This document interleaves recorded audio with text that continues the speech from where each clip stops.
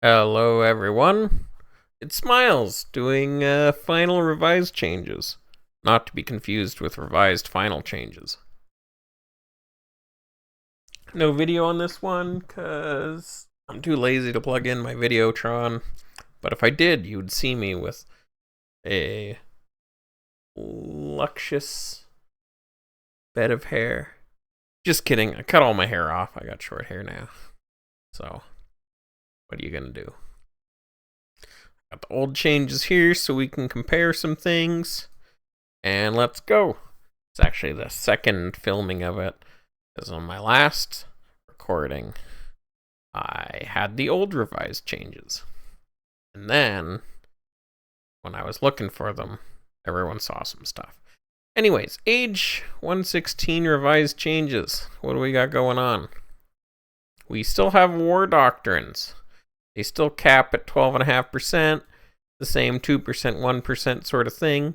However, these three TM doctrines get double strength, so instead of capping out at 8 provinces, I suppose they cap out at 4 or 5 provinces. That's neat. Relations and hostility. I'm not going to go over the actual numbers because there's a lot of them and I don't care. But in Unfriendly, we are back to getting Fireball, Lightning Strike, Fool's Gold, Meteor Showers, Night Strike, and Greater Arson. So basically everything except, Assassinate Wizards and Landlust, and those two things are probably fine to not have in Unfriendly. No Out of Protection Fog of War, that's cool. A fairly significant Watchtower buff. Keep in mind, this doesn't just make Watchtowers stronger, it also increases the cap. So the max catch chance went from 50% to like 56% or 57%, and that's pretty significant at the high end. I'm happy to see we don't have a TD nerf, because I thought that was a little much in the base revised. Shielding multiplier is buffed for science. I think that's fine. I looked into the numbers, and even as a cleric with 40% shielding buff and like 20% libraries, even at like 3 million books, which is about as much as you can expect a person to YOLO into a single category, it was only like minus 60%. And honestly, I think even at minus 60%, you can Night Strike someone. Like, they can't just ignore Watchtowers and Thieves at that point. If you get to minus like 80% or better, there's a situation where you literally don't run Wizards or Thieves anymore, or Watchtowers, and suddenly that's a very strong bonus.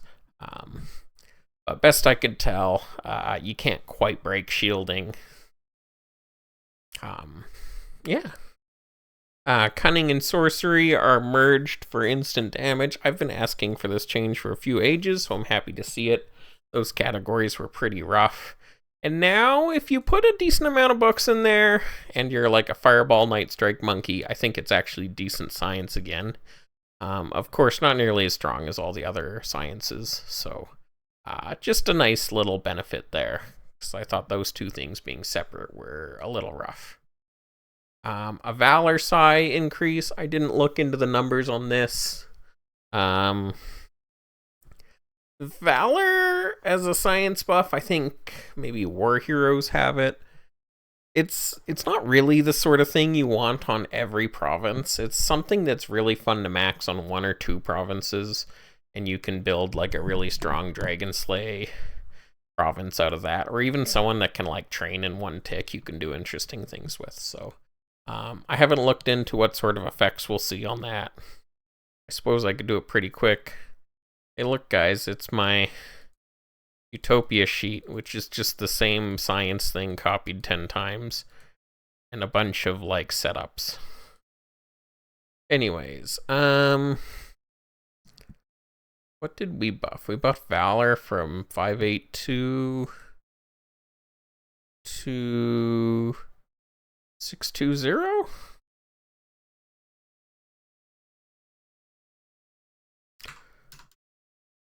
So what do we got? 1,000,000 books. You've got 41%. And let's see if I can do this one-handed. Let's say we're going all in YOLO mode.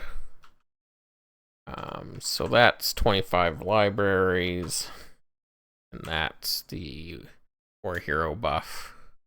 And this caps at 95%, which actually means you can't like be a crazy 100% plus Dragon Slayer.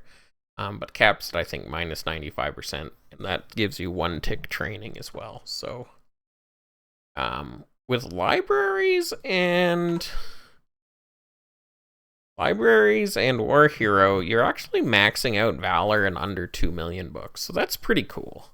And you find yourself a race that's just the best Dragon Slayer at that point. Usually, you know, it's these days you're usually just using your elite. But you could even do something that's just like 13.D specs or 15.0 specs for that pretty well. Anyways, that's interesting to note. I might actually see myself doing something like that. I like to have something fun going on. Spell and Thievery changes. We got a Fireball damage buff. I don't know if this is reverting an old change or a different change, because I do know that Fireball got nerfed something like 15% quite a few ages ago.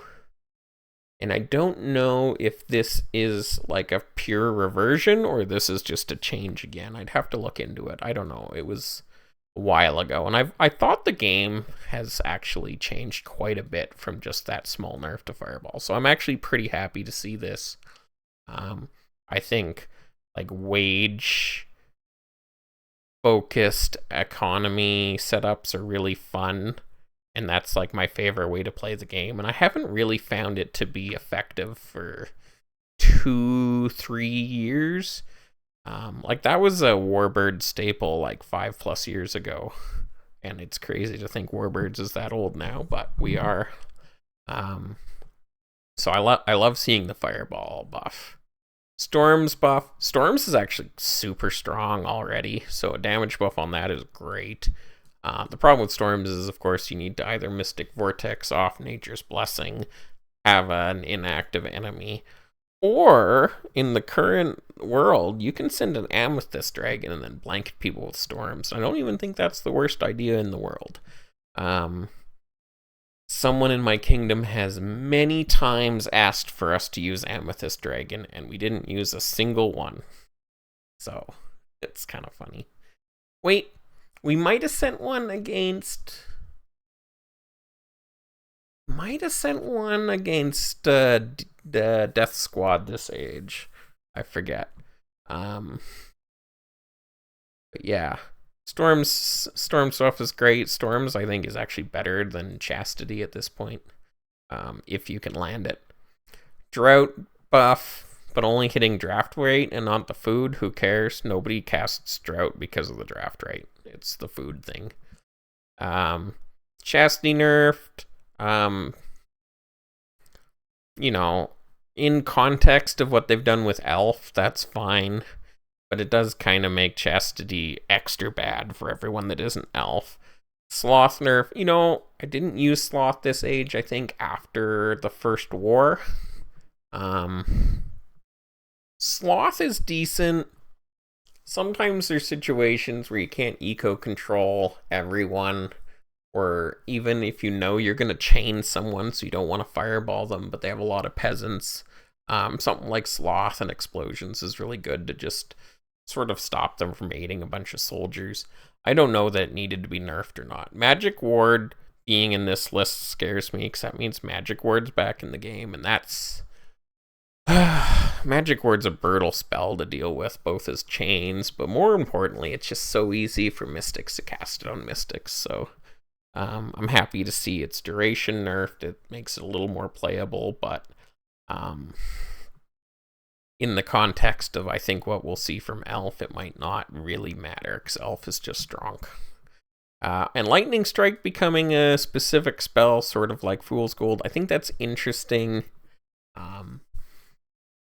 It's I've played a solo Heretic a couple times, and you can solo Lightning Strike a whole kingdom. So, it's not that bad. But now you're sort of forced to handle Fool's Gold and Lightning Strike from the same province, maybe. And it might make it a little harder for it to be a one-off. Yeah, last stage I didn't run any heretics or necromancers, and I did regret it. I think I would have cut a rogue for one of those just for access to Fool Gold, Nightmare, and in this case, Lightning Strike for sure.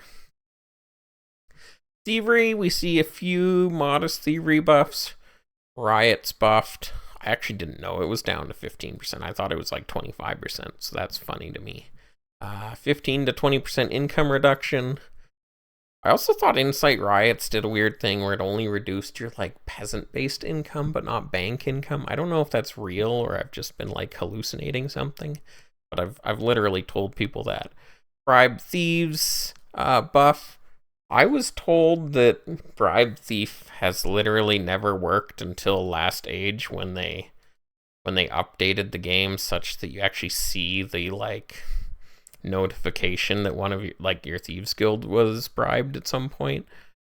I was told that before that notification, Bribes Thieves have never actually worked. And with something like a 10% TPA reduction and confirmation bias, I could see that literally not working for years and nobody knowing it. Because 10% on something as RNG as Thief Ops, I don't think anyone would know.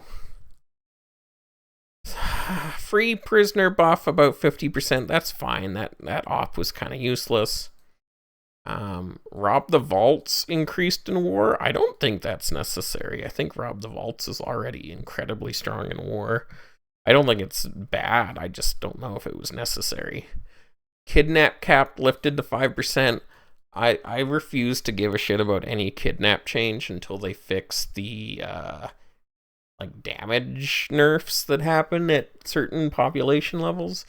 There's a 50% damage nerf to kidnap that kicks in really obviously and really early, and so it makes kidnap in 95% of the hours you're in war do basically 0 damage. So I don't even know what kind of effect this will have, but I don't care. They should fix that thing. They shouldn't change the damage. They should fix the weird, I think it was intended as an anti-province kill measure, but it's horribly ham-fisted and makes no sense. So just fix that instead, please. Destabilize guilds, whatever. It only really comes into play if you run a super greedy 2 mystic setup, and then you might target them. Otherwise, I don't see people really give a shit about that. Arson damage buff, whatever. Arson's actually pretty good. The problem is it requires a huge amount of thieves, and it's just hard to be in a situation where you have enough thieves and loss reduction to make arson max damage where you don't have something else to do. Mostly comes into play out of war when dealing with cows and stuff. In war, learns and plunders capture 20% land. Weird. I might learn some people slightly more often due to this in war. It's cute. It doesn't affect masses, so whatever. That's the big one that matters and raises. But I think that's an interesting way to sort of buff those 2 attack types without actually buffing the attack type, if you know what I mean. Mass damage in war, 5% more damage to peasants.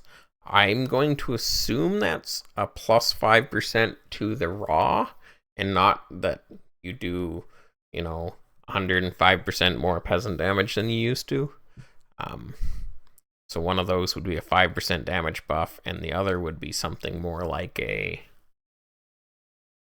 I think current peasant damage is like 26% base or something like that.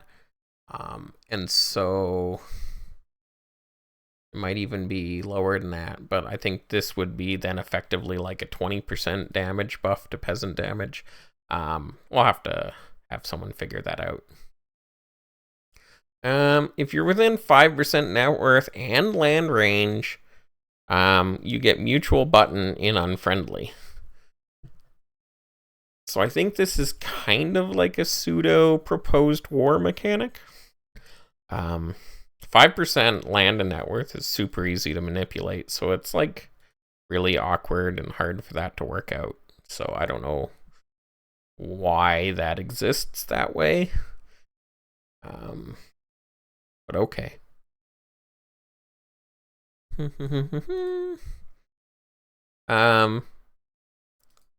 kind of like this. If you're out of war range of a kingdom, well, this is only if you're out of war range to a kingdom because they're smaller than you, all gains are reduced by 10%. That seems fine. Hostility meter, there's a bunch of changes there. Don't really care.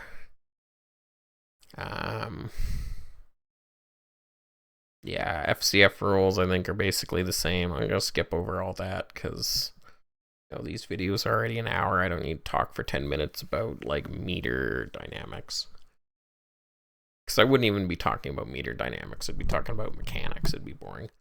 Amethyst. Okay, this is the point where I want to actually look at this stuff. So Amethyst Dragon's buffed.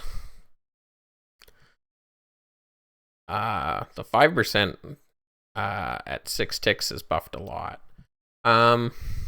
Oops. Oh, I deleted a thing. I fixed that.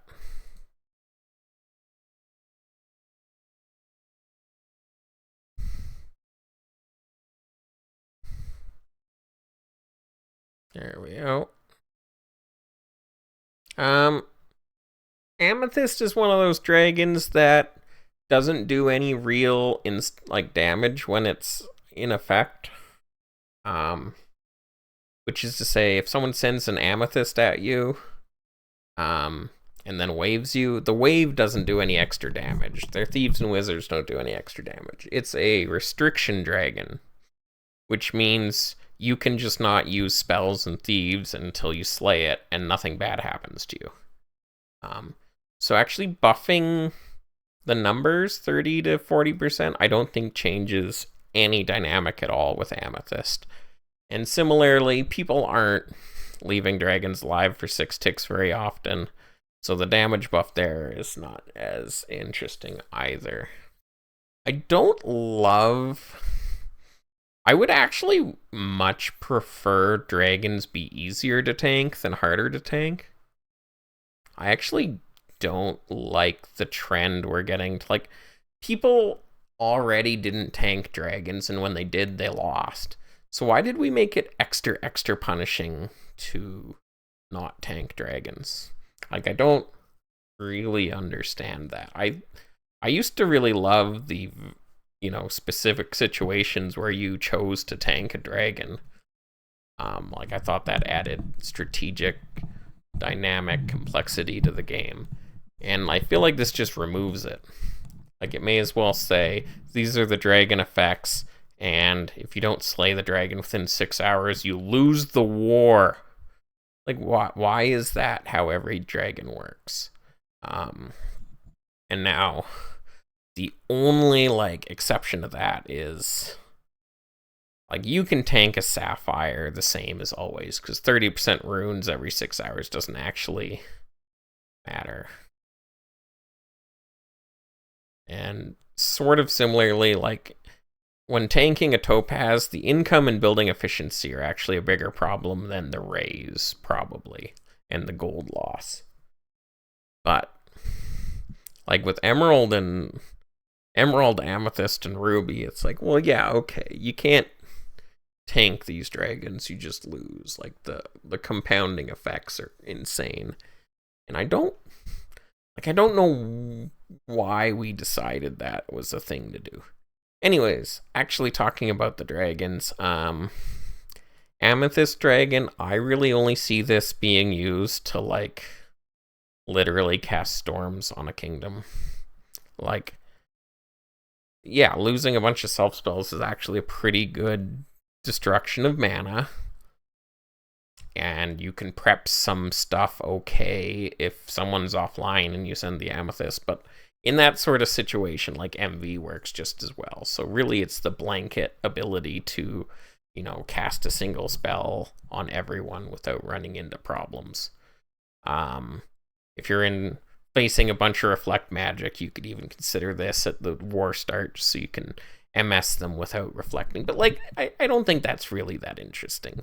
So it's just a dragon that you send so you can storms everyone. Like, it's also a dragon you can send at the start of war because they have to stop opping and casting until they slay it. And that's just true also for Sapphire, but Sapphire also lets you do stuff to the enemy, whereas Amethyst doesn't. So they fill the very same role there. Anyways, Emerald, pretty sure is unchanged, 25%, 25%, but really buffed on the arrival damage. And so is Ruby. And again, I don't love this because it just favors you sort of just win a war by spamming dragons. And it takes away a bit of complexity because, you know, killing 3.5% of troops home or killing 3.5% of specs, that, like, is sort of increasing the dragon's HP by like 30%. And it's like, what? Did we need dragons that had 30% more HP? Like, was that missing from the game? I don't think so. So I don't love the instant effects or being this strong. That's all. Or the lasting effects. Dragons started outside of war, cost 15% more gold and food. Love that change. I prefer dragons be something that happens during the war rather than at the start of the war. Because at the start of the war, okay, you have dragons, you send dragons, you kill dragons instantly. Kind of boring. But dragons in the middle of war are more interesting, so. And it, you know, it slightly de-emphasizes the value of prep on dragons. So I'm cool with that. Avian. 25% attack time is a lot. Super fast with Doctrine. So you're attacking, you know, minus 33% attack time. You have minus 25, minus like 35% wages is actually super strong economy play.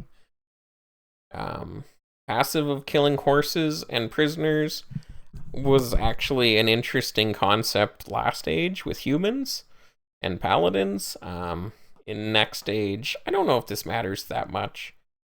It is pretty good against chain. Like, it buffs your chains, because a lot of chains, you know, they lose all their stables, but they keep all their horses. So I think this actually makes avians much stronger at chaining most attackers, because it just does. It also is pretty good if you're, like, massacring and raising a fat province. You know, sure, you raised all their stables, but if they just keep hitting armies in, armies out, they're keeping those horses. So I think it's actually a pretty good bonus. The way they deal with horses. Prisoners, I don't think matters. Town Watch, Illuminate Shadows, great spells. 30% rune cost. That's in the realm of not a big deal. You know, you don't have a ton of selfies, and, you know, when you're chained, your land lust is kind of affordable because you're chained. 30% not great, but I don't think it's the end of the world. Militarily, same military as Last Age. They don't get the plus O spec in war. Their elite's a little weaker on defense, so those are nerfs. They lost their birth rate, but they gained the military wages. Alright, unpaused. I sort of paused in the middle of that. I think I was talking about wages.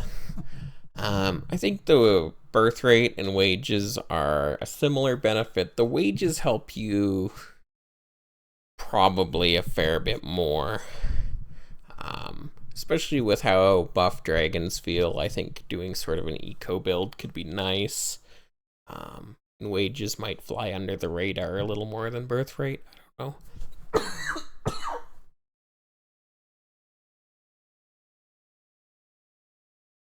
Dark Elf. Dark Elf is kind of terrifying. It's like the epitome of a glass cannon in a way that you don't usually see. So 30% offensive WPA is a lot. 30% instant spell damage is a lot. Thieves trained with spec credits, whatever. Compared to Last Age, you're not getting that ruin thing, but you're getting 30% WPA. That's like a lot. Both Last Age and this age, you get Mage's Fury, so that's stacking, 60% offensive WPA built in, and Fool's Gold tied to a race instead of a personality can be handy just for, making sure you have that. 30% spell damage, 12% spell damage in the Doctrine with 12% rune cost, and their passive is another 20% spell damage, as well as a slight ability to gain wizards. I don't know if this works in and out of war or just in war. Probably out of war. So yeah, just trading hits and getting free wizards for the pump seems cool. Usual spells. They don't have very much like thief power or anything. They lost, no, they still have mind focus. So yeah, Mage's Fury mind focus. So that's 30% spell damage, 40, 50, 60, upwards of 70% spell damage. That's gonna make for some really gnarly nightmares, really gnarly Fool's Gold, really gnarly lightning strikes and fireballs, and especially fireballs. But 30% damage taken from sabotage ops is brutal. You will get Night Strike so hard and so fast. Just absurdly so. That's really what you're watching out for. They were a defensive elite before, I believe. So now they're just pure D-spec, O-spec elite. The elite is the same as the avian elite, but of course you can get horses. They're pretty cheap, but their O-spec alone is just fine too. You honestly don't need the elite a lot of the time, or if you're running a mix, it's no big deal. So yeah, that's a strong military with a lot of damage. You just gotta somehow dodge the thief ops. If you just get Night Strike, you're gonna get Night Strike so hard is the thing. Yeah, but yeah, out of control spell damage. You find a way to add any more spell damage or just a +1 mana. I don't know if you go Heretic or Mystic or Necro or what, but literally any additional buff to your spell damage, and it's just you can fireball 3 provinces down solo, and normally you can't do that. Normally you just fireball one, because the way the damage works into how fireball works, it might be 60% more damage, but it kind of does better than having the amount of actual fireballs you need. if you know what I mean. Whatever. Math's not getting worth into, and I'm probably making it up anyways. But yeah, very strong. Our avians look a little buff. Our dark elf, I'd say, is quite buffed. You don't have free runes, but a lot of damage there. But yeah, dodge the Night Strike somehow. Dwarf, 30% BE is buffed. No, it's not. 12% building efficiency is probably the strongest doctrine we see now that humans are gone and they had this plus spell effect, but I think this might be the strongest doctrine now. At least this aspect of it. If you combine them, maybe not, because I don't think construction costs is valuable really at all. But the 12% building efficiency is worth a ton, because that's something that helps all 25 provinces. Doesn't matter if you're attacker or TM. And that's sort of rare for doctrines to help in a meaningful, all-the-time way for every province. So I think they might consider cutting this down to 10% or something, but so much building efficiency. Their unique passives kind of worthless. Who cares? They've got Town Watch, Reflect Magic, Miner's Mystique, all good spells. Food consumption, like,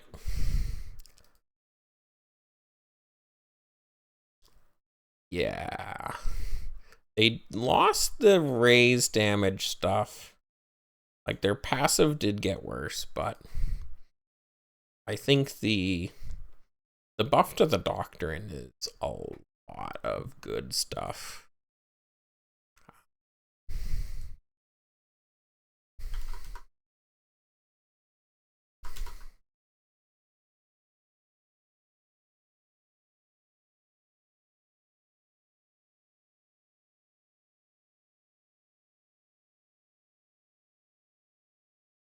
Yeah. So it's not like 12% income or building efficiency is all that hard to get. The issue isn't the 12%. The issue is, you've got 1 million books and tools, and you get 35% of EE. And these multiply.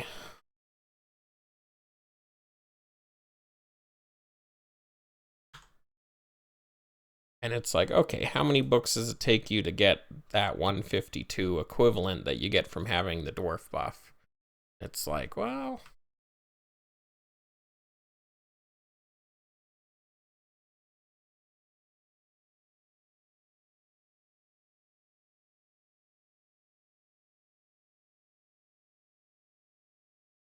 like, it's almost 1 million books.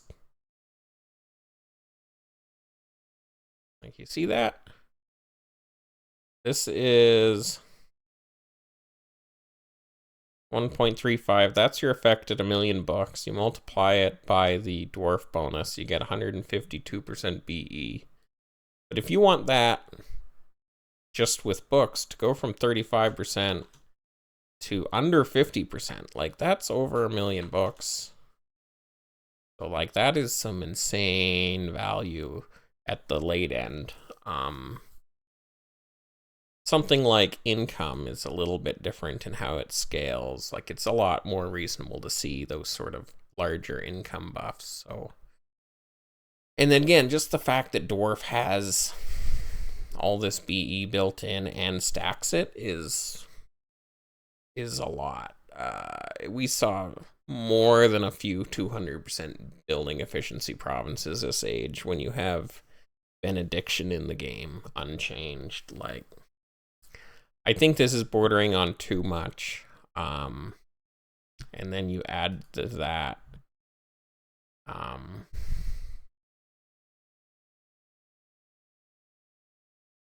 like, they're getting a 10% speed buff effectively because they don't have that negative anymore. I don't know. I don't want to say Dwarf is too strong because a lot of things are really strong in these changes, and they, their buff is a buff that everyone gets. Because, you know, every kingdom can have dwarves, and so if you're comparing avian and dwarf or whatever, and both kingdoms have dwarves, you know, maybe it's not too strong, but it just seems like a lot. That level of build efficiency also, like, you can really buff like TMs, especially rogues, with getting free building efficiencies start to become a problem a lot sooner. Then again, we have buffed watchtowers. I don't know. It's just really strong buffs, but like the actual numbers dwarf is putting out isn't like super scary either. So it's something. Dryad, new race. Dryad's like a weird super defensive thing. 12% DME, minus defensive losses. Birth rate's not that high. Another stacking 12% DME and defensive casualties. And then 5% DME when you're hit and greater protection. It comes with a 10% attack time penalty, +1 cost offensive spells. It hurts your land lust a bit. It means you're not likely a hybrid mystic. And usually when you have big defense values, that's sort of the role you might see, is something more akin to a caster, like an eco caster. So this won't do that very well.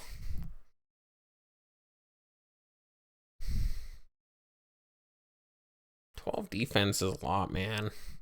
And with the elite buffed as it is, and these nerfs compared to old revised, I think we're getting into the territory where Dryad is just buffing your TMs too much with this much DME. Do some math. What do you got here?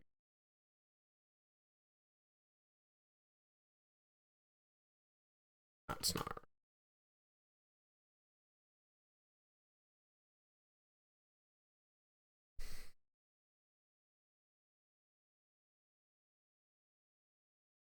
So,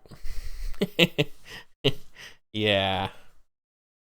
So once you factor in, say, a max effect Dryad with their DME buffs, greater protection, and their hit once benefit, their D-specs are as strong as a Fairies Elites. You know, both sides have greater protection, so you can remove that, and it's like, okay, it's exactly as strong as a Fairy Elite. But like, okay, you maybe factor it in before the hit. It's still like having a 15-point D-spec. A 15-point D-spec with a 16 elite, and the elite army's home is gonna really buff that defense. I think we went overboard on Dryad here, and it feels like we didn't change that much. Like, the attack time difference is 5%. The cost of the I think what it is just having this much offense is a problem. You can't make it that easy for them to get the offense. Offense? So, yeah. Yeah, I don't like it. I think Dryad's a problem. I think giving this much defense to your TMs is super strong.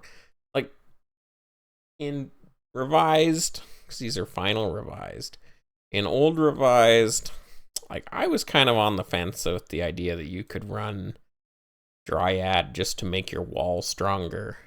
And now I think Dryad's just not an awful pick.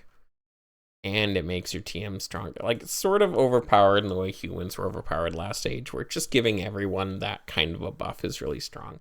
You run Dryads and Dwarf Core, like, sure, you're not going to be the scariest core in the world, but your TM have 12% defense and building efficiency buffs. Like, they're just gonna be free. So, and this is just sort of the problem with doctrines. You're adding in like a secondary layer of balance that's kind of hard to figure out. So, it didn't take much, but suddenly I'm feeling like Dryad's too strong. Elf is super strong. 40% WPA, 30% offensive spell duration. That's a huge buff. 1 mana per tick in war. War Doctrine. The War Doctrine's kind of shit, but remember you only need six to get the full effect. So,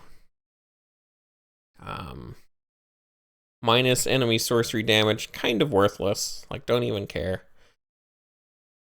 Plus 12% spell duration, also kind of worthless. Like, in self spells, like, who cares?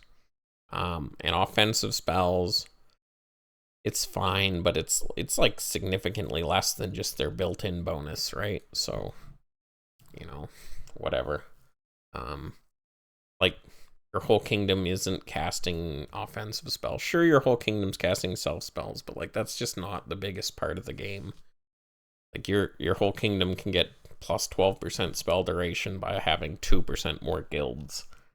So if your benefit is effectively 2% guilds when someone else's benefit is 12.5% building efficiency, like that's the sort of scale we're dealing with here. So, like, Elf itself can be super strong and have a shitty doctrine, that's fine, but you know, that is something to think about, is that doctrine is nowhere near, even with the double effect from Elf, like the doctrine I don't think is even close to comparable to Dryad or Avian or Dwarf benefits. Similarly, like the Dark Elf doctrine is also shit, but it works just because it stacks with the Dark Elf instant damage. And similarly here, like you're just using this spell duration to buff your own spell duration, but it's not helping the whole kingdom. So it's like that's the two ways you got to think about doctrine. One, how does it affect my province? And two, how does it affect the kingdom? For the most part, I'm picking doctrines because they affect the kingdom, because that just means you're helping 2 or 3 times as many people. Unique passive, their chastity's better, and their spells last plus 2 ticks. This is the base amount, and so this plus 2 ticks is going to be modified by this duration, and this duration is what I understand. You also have Reflect Magic for some reason. That's funny. But yeah, Elf Chastity is going to be super strong. Elf, all durations are going to last forever. It's just like Fairy Last Age, but even stronger. And the durations from Fairy Last Age were super good. Penalties, increased draft cost is really not a big deal. For a caster that has a lot of your kingdom's peasants drafting in war, okay, it does hurt the economy, but like it's not a penalty that just makes you weaker, so I think that's fine. A 14-13 army, super reasonable. I wouldn't likely run them as pure TMs. I think it's just worth running them as hybrid. Typo on the net worth there. And that's really cheap elite, so you'll be able to run a lot of guilds and universities in End of War Ceasefire and still get some decent elites out. So I think Elf is looking great. You combine Elf and Dark Elf, and you're gonna really wreck people's economies, which I like to see. Fairy. Self spell duration instead of all spell duration like Last Age. Nice for how many selfies they have, but it does make them a much weaker caster. They got nerf WPA. Nope, same WPA, but they gained TPA. But then they lost Invis, so slight buff to their TPA power, nerf to spell duration.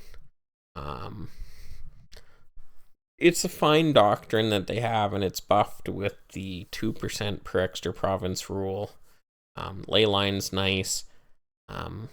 Overall, Fairy just got nerfed quite a bit. And probably fair, because Fairy was an incredibly successful pure TM, at least for us last Age. They lost several strong spells. They lost Invis. They're taking more damage. And, you know, with the sort of buffs I think we see from Elf, and like I'm pretty sure Elf is buffed.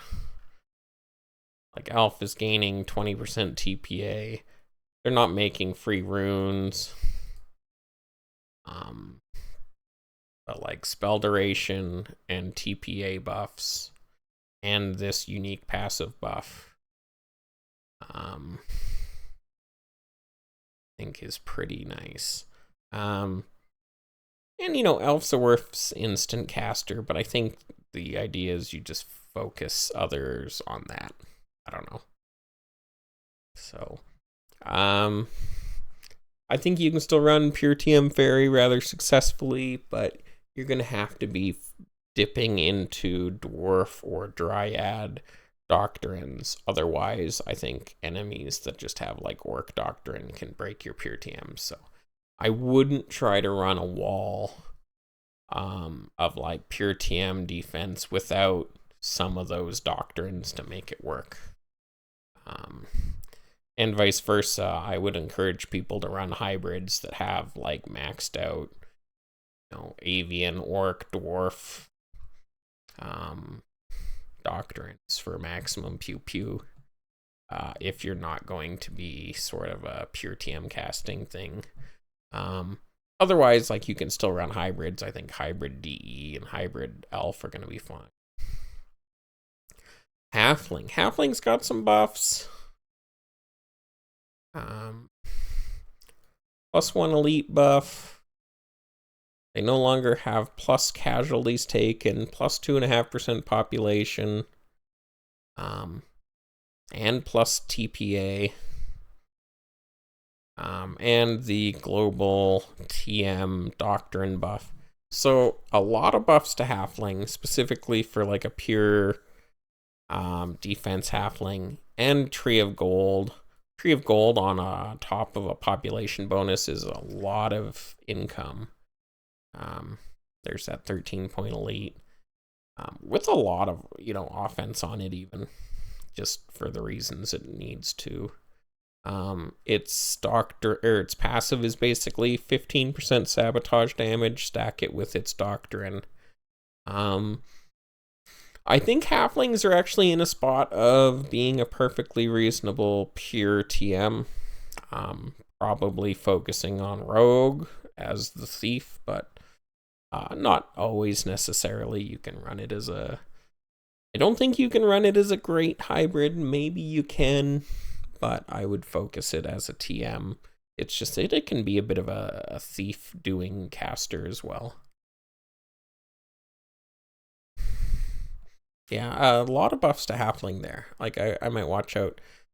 With old revised having those nerfed thieves' dens, I was kind of discounting them, but with the thieves' den change removed and all these buffs, I think halfling's looking pretty scary. Yeah, if you just go like fairy mystics, halfling rogues, and then you have some dryads and dwarves in your core, like you're gonna have a really strong wall.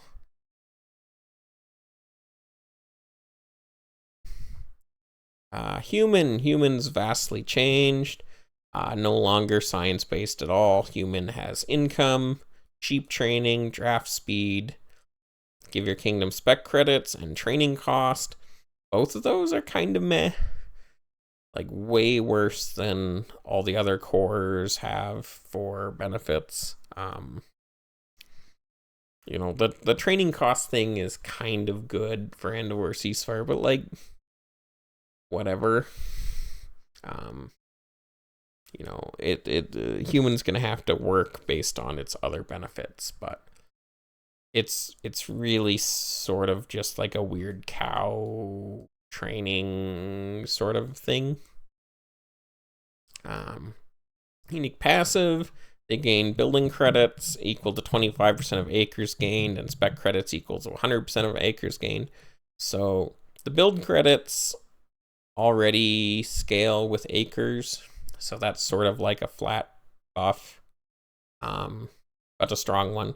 Spec credits scale with defense, so it being tied to acres means if you're in a long war with really hollowed out, really big provinces, you can actually gain some really meaningful credits just taking a buttload of land as a human. So it's interesting. I don't think it's particularly strong.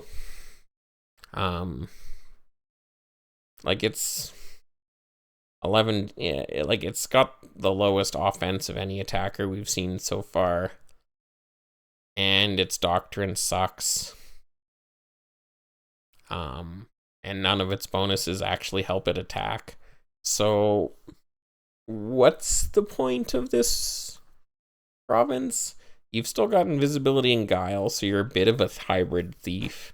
But you lost the +1 stealth from last age. The passive is kind of nice, but the doctrine's just... Human's just bad. Except for, like, out of war posturing and positioning, and maybe, you know, some sort of in war training that you could do. But yeah, human I think right now is probably the worst.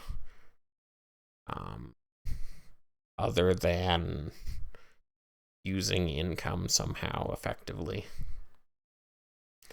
Orc, 10% gains, but 15% gains in war. I don't even know why they bother with that. 15% enemy military casualties. I love some kill stacking. Minus 40% draft cost is nice. Doctrines unchanged, 10% OME. You know, definitely the best or tied with the best doctrine right now with like Avian. 12.5% radius damage is also pretty significant for attackers. Turning 25% kills into credits on top of Bloodlust and kill stacking. That's pretty good. I don't know exactly how good, but that seems pretty good.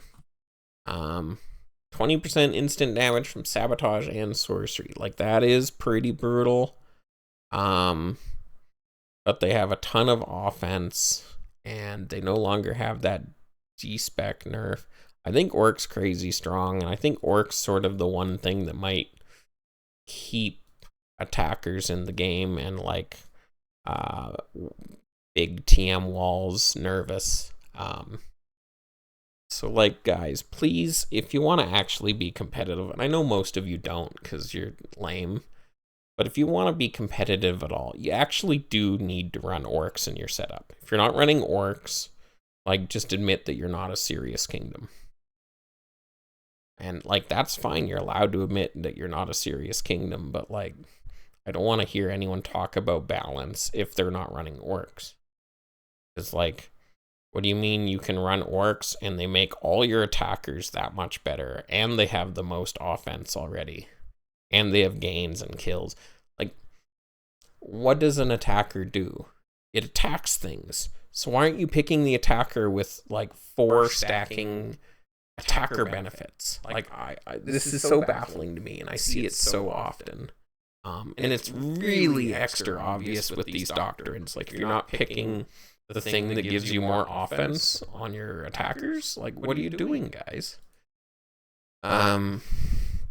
So yeah, that's my rant within a rant. And yeah, the penalty is rough. Like, you're gonna get night striked and fireballed, but you also need to get chained. Like, you have to deal with enemy orcs. So it's whatever. Then, you know, you have all your other provinces too. I don't know. I don't get it. I thought that pure TM was actually kind of bad last stage, and we just crushed everyone with a wall of very pure TMs, but we ward,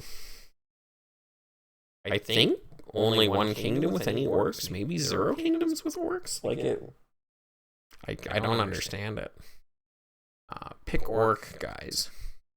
Undead, 40% military losses, quite strong. Countered with can't build hospitals, but I think for the most part, you're just fine with this. I see a lot of people that can build hospitals, not build hospitals with undead anyways. Immune to plague and carries plague. Everyone loves that. No food required. Great. Minus 12% enemy battle gains is quite a good buff. I don't love it compared to more of the proactive buffs.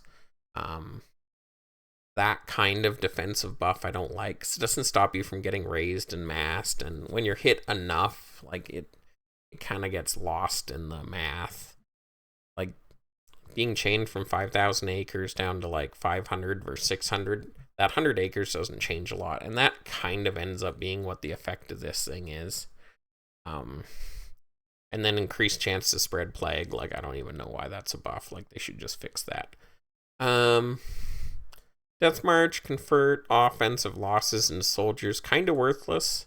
It's counterproductive with minus losses.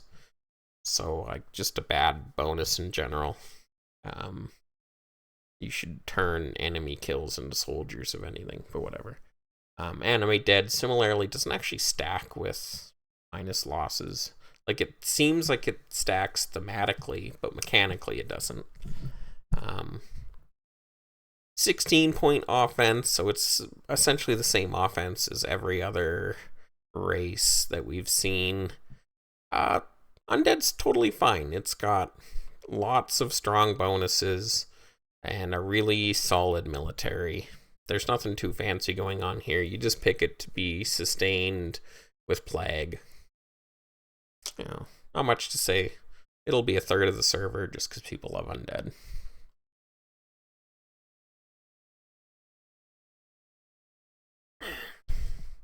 And we get into personalities where things are a little more exciting. We see a lot of big science bonuses in the personalities.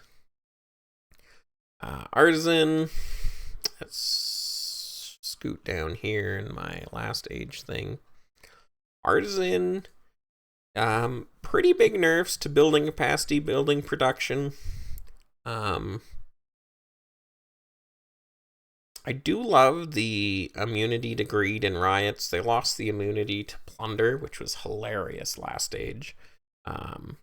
We didn't have Fool's Gold, and we were warring, well, in Hostile with Death Squad, and they have these 200% BE dwarf artisans with max watchtowers and like 100 million gold, and we just like couldn't touch them because they were immune to plunder, and it was so awkward because we didn't have Fool's Gold. It did end up working out great for us. Because like building efficiencies fell, and we managed to rob a lot of gold eventually, but it was very awkward to say the least. Great spells. Those immunities are really good, and I think is more prevalent with buffed dragons. 25% economy science efficiency is a lot of buff. You can run a province that has a big majority of its science in economy, and if you do that, you're effectively like a sage. Like a sage in war has only like 30% science efficiency, and this has just basic 25% science efficiency to economy. So if like 80% of your books are in economy anyways, like this just works out for you. I think Artisan has a place in like an eco-focused style if you try to play that sort of game. I think otherwise it's not going to match up as a core personality, especially with the nerf from 40% to 25%. Even with this science buff, I don't think it...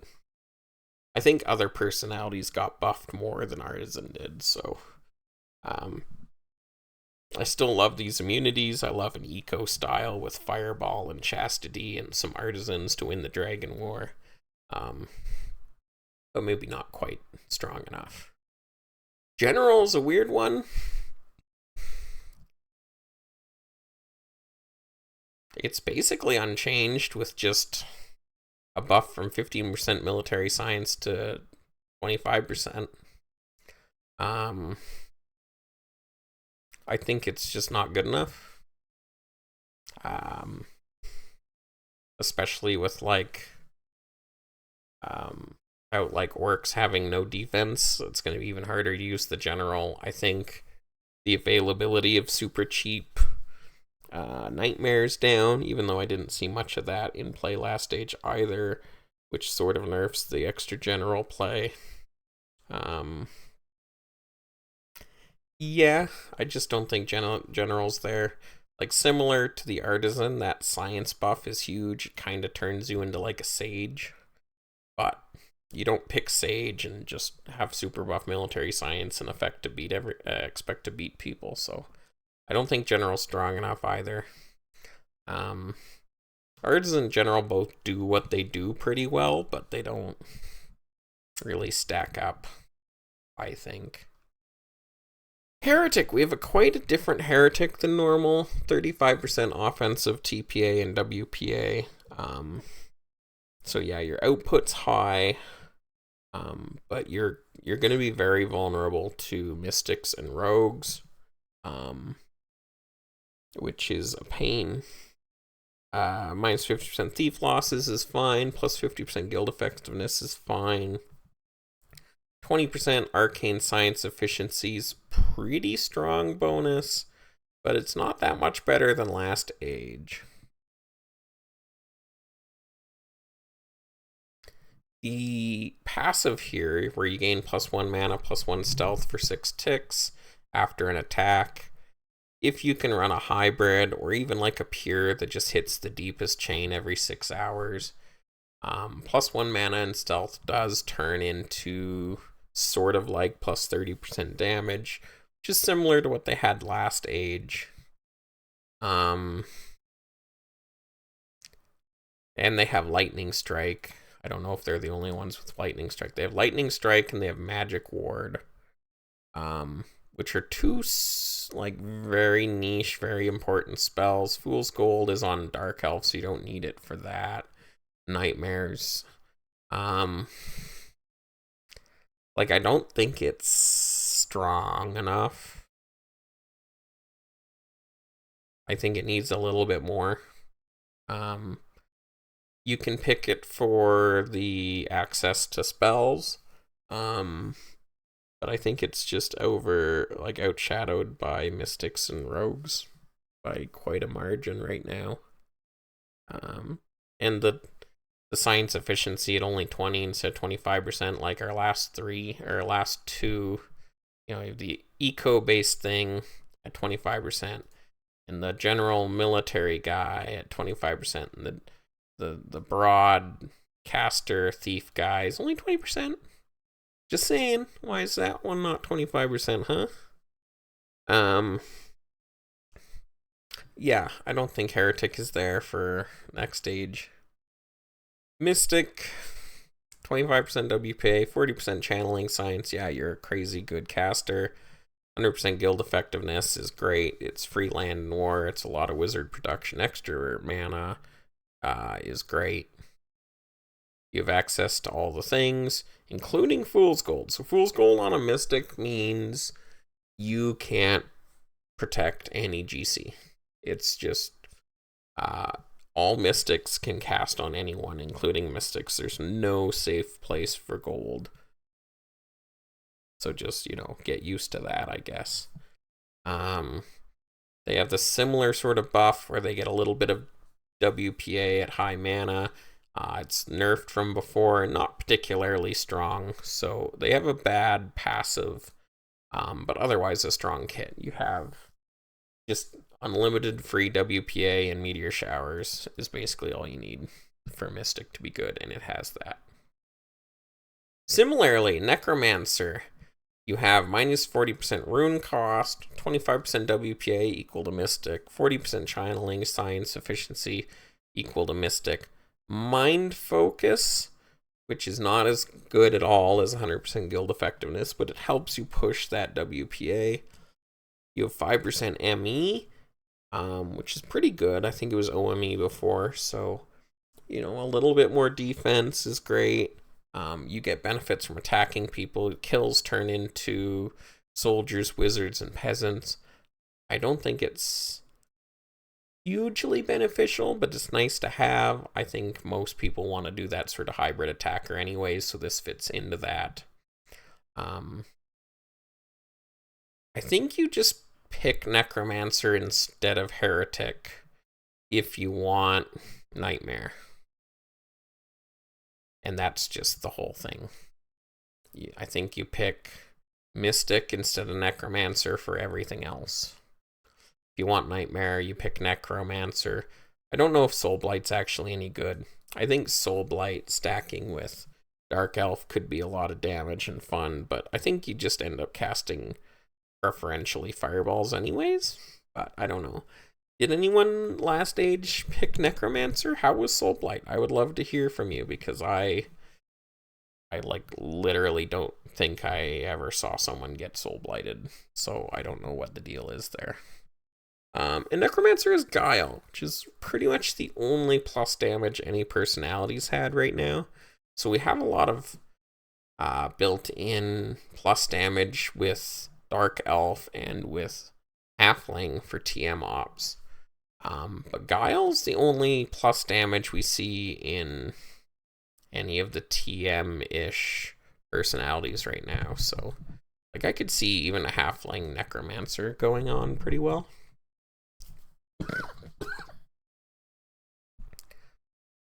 Cleric. +1 elite, +1 D-spec, minus 40% damage from instant spells, and Divine Shield, and Illuminate Shadows, Salvation, Revelations, Heroic Inspiration, all those beautiful self-spells, with a +4 duration self-spell buff for clerics, and 25% military science efficiency. Yeah, this is just a better version of General. You have that big science military efficiency to do everything. You have a ton of good spells, and you're more defensive. Clerics are super strong, super stable. They'll probably fly a little bit under the radar because they're more defensive focused. I like this a lot more than the shielding science they had before. And yeah, you can actually defend some peasants with cleric, which is pretty rare for most of our attacker options right now. Rogues, Thieves' Den's at 100%. I want to double check my rogue comparison.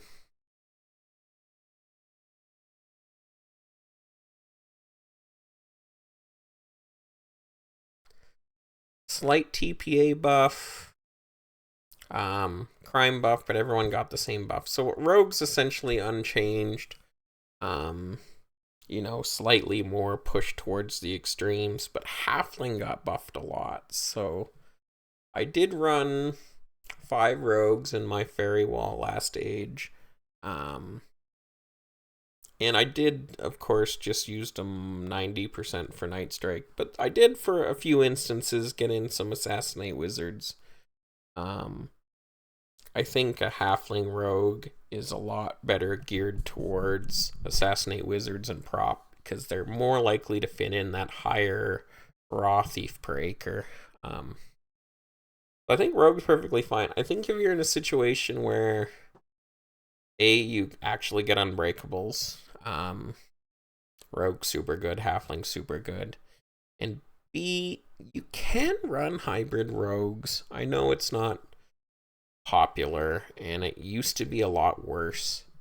But ever since ET became a duration spell, I've actually thought hybrid rogues are perfectly fine. The old problem with hybrid rogues is they get masked all the time, they get chained all the time, so they have shit wizards. And with instant ET, it meant you just never had stealth. But with duration ET, you can have 0 wizards. What are you going to do to me? I still have like a shitload of TPA, stealth, and Thieves' Dens. Like, come at me, bro. Hybrid rogues are perfectly fine. And I do encourage people to use them. I've actually really enjoyed playing Avian rogues in the past. And by Like, I've done it once, but it was really strong. So, something to think about. Tactician. I feel like Tactician's been buffed pretty well. Draft speed up 40%. That's buffed from 25%. Attack speed at 20% from 15% is a pretty good buff. That's a 30% buff to its like main buff. 40% siege science efficiency. You know, it's not my favorite science at all. But it is a strong science. It's like a lot of people intentionally avoid gains because they don't want to be big. But like if you're trying to actually win, it's super strong. So Tactician's great, and Tactician is it's the best core against other core. But you get fast enough and you can start really taking out TMs fast as well. I think Tactician's super strong here. It's got a whole package.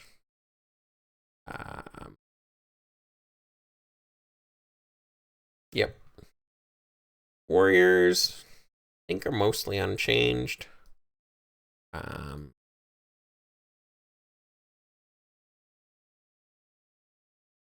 They're just they're unique, slightly buffed when it's a really good unique. So killing 1.5% instead of 1% of the enemy population, and only 30% tactic science efficiency instead of 40. I would say you can keep that at 40. But you know, if you're just scared of too much offense, that's fine. It just does stand out a little bit compared to everyone else. Not much to say there. Similar to orcs, if you don't pick warriors and then complain about TMs, like I'm gonna come to your house and I'm gonna cut you up because like, well, I knew there was an answer to TMs, but I chose not to pick it. And now I'm gonna complain about how all my, you know, Dark Elf clerics can't break enemy TMs good enough. It's like, no, get out of here. Like, what are you doing? Pick warrior if you want offense. Duh. I ran Avian Warriors this age. They were fantastic. Avians got buffed and Warriors got buffed. Maybe not a ton, but a little bit. You can still pick them. War Hero. War Hero is quite a bit different. It has a lot going on for it. Holy cow, 125% honor effects. I did not see that. War Hero gets 10% gains. That's really good. You know, it's like half of an orc buff, or it's like half of even like a between 10% gains and quick feet. Like it's essentially the same buff as a tactician. Minus 25% honor loss. I believe that's honor loss for attacks only. That's my understanding of how that mechanic works. It's always on attacks only. But this does stack over time. Like you do get to the point where you're chained and you keep Baron or sometimes even V-count. 125% honor effects is crazy. I think regular revised only had that at 50%. That's probably too strong. But then again, you're stuck with this Valor science efficiency that's everyone else has a much better version of. So, gotta find ways to get and keep honor, and it's not easy always. Ospec's getting a buff. Like it's rough because no one's really an Ospec race. Avian lost its Ospec buff. So it's like almost exclusively good for Dark Elf. And even then, it just makes them as good as the elite. And I mean, you know, that's nice. You save 1 net worth per elite, but that's really all that happens.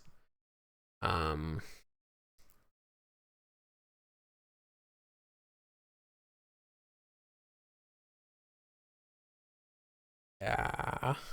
I mean, Fairy, it can be good on. I wouldn't suggest it. Halfling is actually a really interesting war hero. You end up with a 13/13 army and you can convert. I might consider it with Halfling.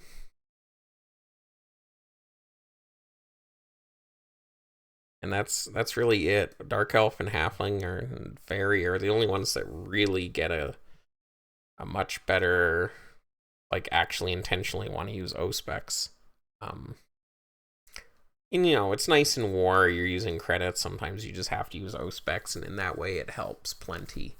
But yeah, less options there than Last Age, I think. Quick Feet, good. Gains, good. Righteous Aggressors, nice. Yeah, like, Righteous Aggressors only means that, for rather than just having converts built in, it means it works on non-traditional marches, which is nice. It means that you can learn people out of war and turn O-Specs into elites. And with better O-Specs, like, it makes you much better at antagonizing people out of war. But it otherwise doesn't help a lot for most races. It could be nice for Fairy and Halfling again, as I mentioned. Heroic Inspiration's nice. Everyone likes a bit of wage savings. Slightly buffed masses. The thing is, you don't want to mass people as a war hero. If you're a war hero, you want to only trad all the time and maximize honor. So it's kind of rough. And I mean, I'm pretty sure 2% kill buff is rather significant. It's actually nerfed from Last Age. I didn't think that their masses were too strong. I ran into both Avian and Dark Elf War Heroes Last Age, and they didn't bother me. But yeah, Last Stage had honor gains. Honor gains is shit. Minus honor loss is awesome. So, yeah, I think there's a world where you can get a lot of stuff out of this 125% honor effect. Are you as strong as a tactician or a warrior? No. Or even a cleric. Like, those three things are gonna mog you, especially when they get science going hard. But yeah, a lot of potential if you do get some honor. Like, at even Baron, 125% honor effects is pretty decent. And if you start getting V counts plus, it's really nice. Sage, we have a Sage back in the game. 20% books, 20% science. With Rev and Fountain of Knowledge, you're getting a lot of books. 15% science efficiency, just not as good as what other races have. In war, a further 15% science efficiency. You do scale pretty good on science, and the learn protection's really high. You're still probably just not as good as warriors and tacticians. The books add a lot of net worth. It's a bit of a problem. But it's in war, it's a pretty good buff. Sages generally don't like being in war though, so I don't know. My suggestion is it's probably just bad to be a sage, but if you like science, pick sage. Like, it's just that simple. If you care enough about being a sage, you're gonna pick sage anyways. If you're not into being a sage, you're not gonna pick sage anyways, so who cares? That's about it. I think the science efficiency is a little bit less interesting with how many science efficiency buffs other personalities have. Like, if you go hard into military or hard into economy, you can just be a cleric or an artisan instead of a sage and have other bonuses. But Nothing wrong with being a bit of a book whore now and then. That's my review of changes. I think there's a few personalities that could be slightly rebalanced. Racially, I feel like human needs some work. And everything else seems good. Like, maybe not balanced, but everything seems good enough that I can see an argument for picking them. And so, yeah, that's that. I can think of 3 different setups that have completely different doctrine usage and like races. Like, I can think of 3 different setups that almost don't overlap at all. And I think all 3 of them would be like crown contenders for my kingdom. So, a lot of options out there. I think that just running no TMs and running, get your avian doctrine, get your orc doctrine, get one other attacker doctrine, and run like 1 hybrid or even 2 hybrid TM type picks is just sort of a winning play. Like, just stack attack time and OME and 1 other buff, and just have those 2 things as staples in your kingdom. And, that'll be 12 to 16 of your picks. And you can either have, 2 hybrid picks from there, or 1 hybrid and 1 more core pick, or 1 more core pick and TMs. It doesn't have to be avian, but it should be orc. You should have at least orc doctrine. I would really recommend, if you don't want to suck, to have orc and avian doctrine in whatever kingdom you are. Because if you're just faster and with more offense, like, these are so universally good things that, like, there's nothing to go wrong. And if you run hybrids instead of pure TMs, that attack speed buff and that offense buff is hitting all 25 provinces. If you're running pure TMs, you're not really getting the benefit of those doctrines in the same way. Now, I say this as a kingdom that ran 8 pure TMs last age, while doctrine maxing for offense. So, am I contradicting myself? I don't know. Maybe.